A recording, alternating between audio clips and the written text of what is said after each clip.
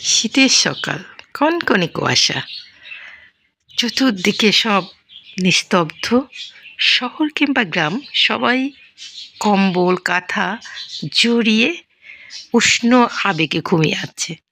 একমাত্র ব্যক্তি যে ভোরবেলা উঠে রান্না বান্না করছে, সে উপেক্ষা করছে না এত কনকনে শীত, খুব ভোর।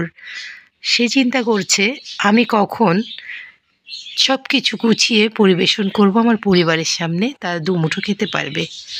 হয়তোবা সকালে রুটি বানাচ্ছে, কেউ খিচুড়ি রান্না করছে, কেউ পরোটা বানাচ্ছে, নইলে কেউ দুপুরের রান্নাই করে অফিসে বের হয়ে যাচ্ছে।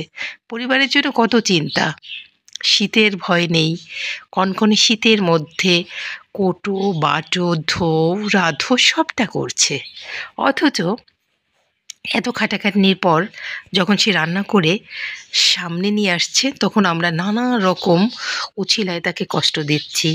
এই হলুদ বেশি হয়েছে, লবণ বেশি হয়েছে, মরিচ কম হয়েছে, সেদ্ধ কম হয়েছে, মাছ কিংবা মাংস, নানা রকম ছুতায় তাকে আমরা অপমান করছি। একবার কি ভেবে দেখেছি আমরা কম্বল মুড়ি দিয়ে জড়িয়ে যেখানে ঘুমিয়ে আছি, একমাত্র ব্যক্তিটি কিন্তু উঠেছে।